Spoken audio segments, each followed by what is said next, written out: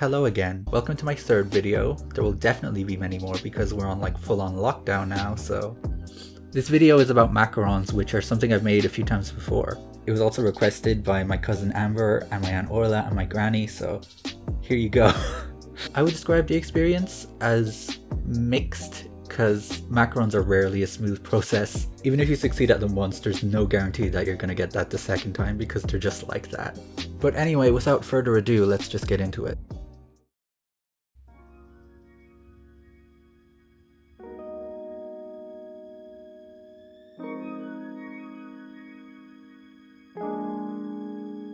Okay, so hello, it is currently whatever day today is because I don't have a sense of time anymore. Today is macaron day. I actually feel pretty confident about my ability to make macarons. I've done it successfully the majority of times that I've tried. Not to toot my own horn, but toot toot. I do have a headache, but I'm going to deal with it the way I deal with all problems and pretend it's not there and hope it disappears. I'm hoping this goes well, but mostly I'm hoping the recording goes well because my tripod broke today, so my phone is currently strategically propped up on 2 biscuit tins and a kitchen roll.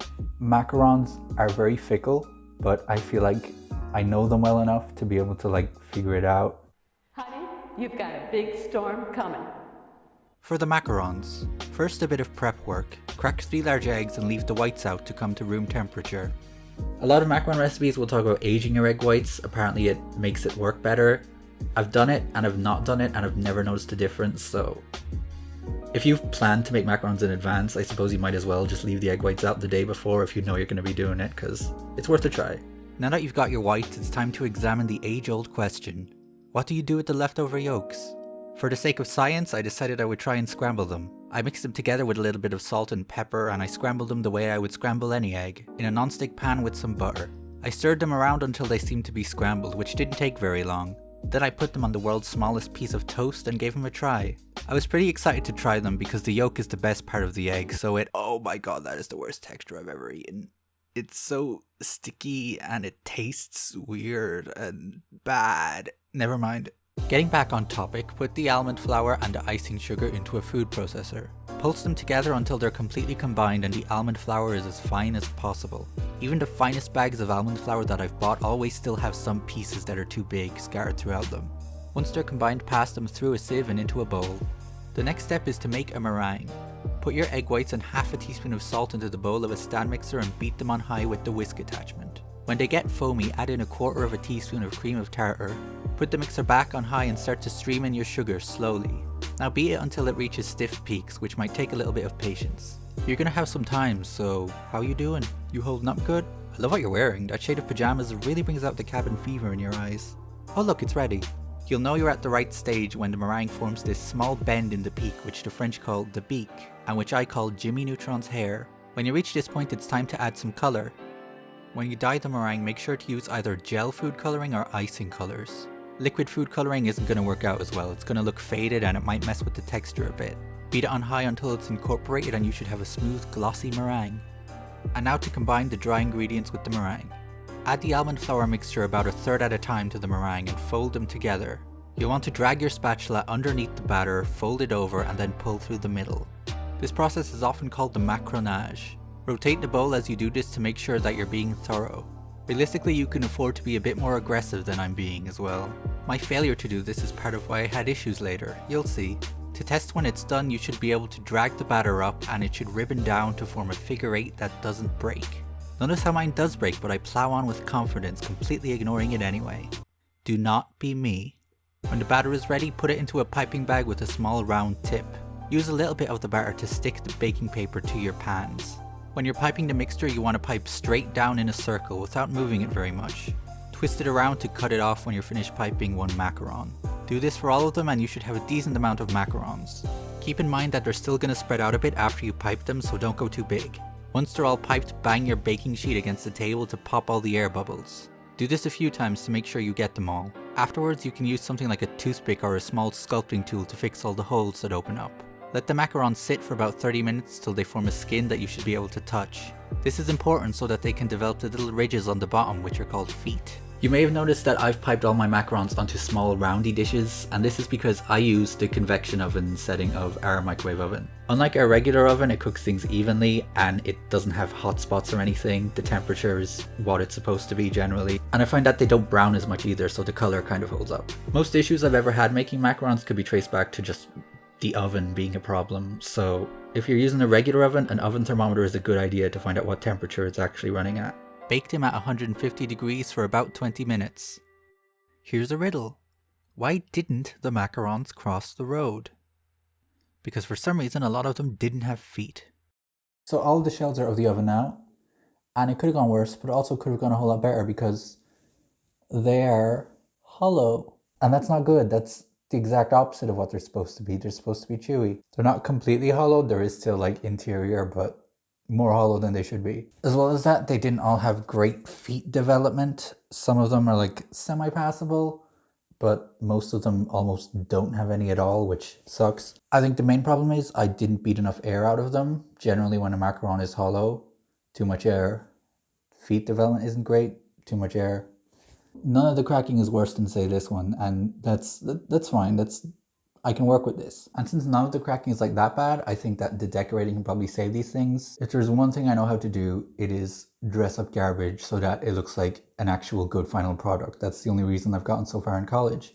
I'm gonna look over decoration ideas tonight, and then tomorrow I will finish them off. After that, I just went to bed because my headache was worse from failure and from standing up against the door of the microwave like this the entire time. Then it was time for the next step, which is filling them.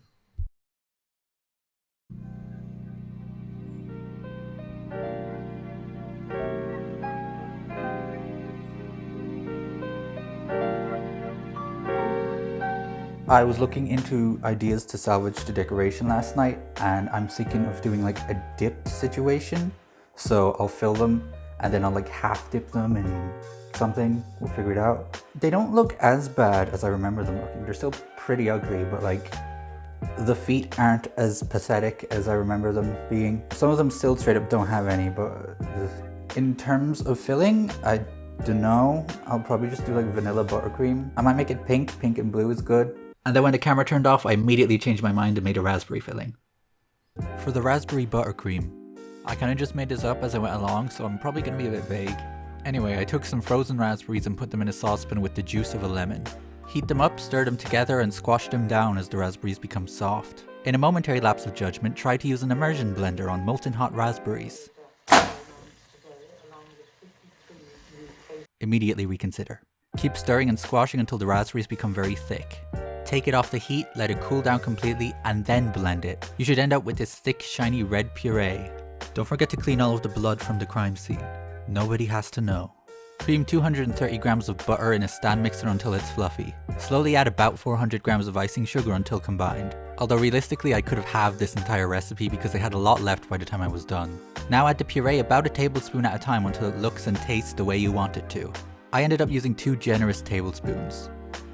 In retrospect, I could have put way more of the raspberry puree into the filling.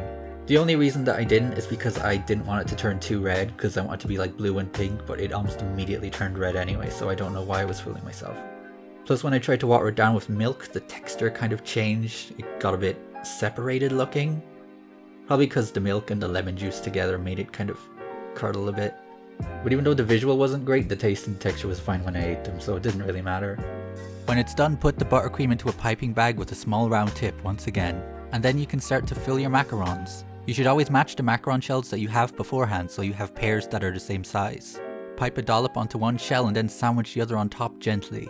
And with that you basically have a macaron. Once they were filled, I decided I should probably flesh out my decoration ideas a bit more. I've been drawing some ideas for how I want to decorate the macarons before I actually do anything, because I don't want to ruin them. I only have so many. The main thing I've learned is that I can still draw, which is a miracle because I haven't drawn in months, even though I'm allegedly an art student. Toby, I still have your rubber and I don't know when you'll get it back because we're in a pandemic, so I hope you had another one. First one is what I was kind of originally thinking of doing, where I just half dip it in white chocolate and then put like freeze-dried raspberries on top. Second one is vaguely similar, but instead of dipping it, I kind of just like drizzle it back and forth in a kind of line pattern thing. I do also have a third concept, which is where I don't decorate any of them and I just eat them. In any case, there is a recurring theme of freeze-dried raspberries in my ideas. Do I have freeze-dried raspberries? No. Do I have granola that has freeze-dried raspberries put through it?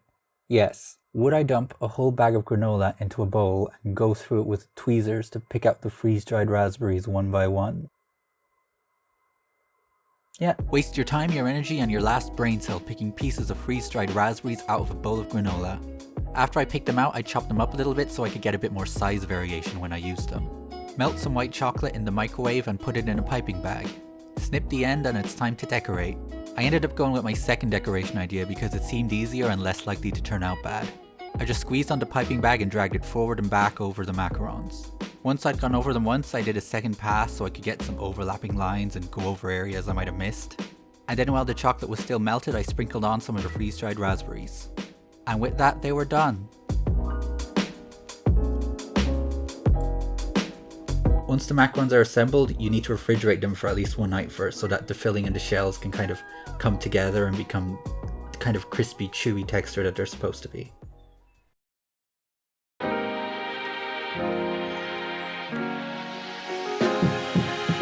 We're done. We have macarons.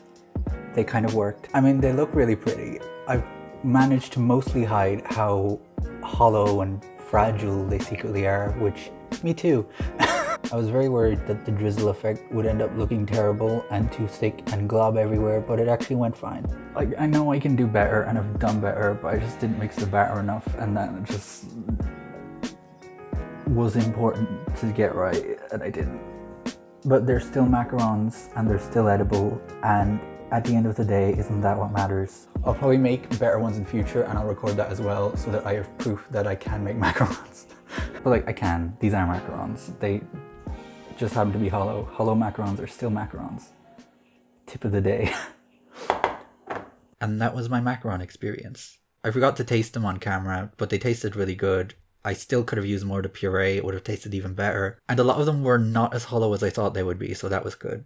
Anyway, that's kind of it for now. More videos are coming. I've got a lot of ideas now. Keep sending me ideas, you can never have too many. Thank you all for actually enjoying my stuff and watching them and showing people. That's really fun. But yeah, thank you all for watching and I will see you in the next one.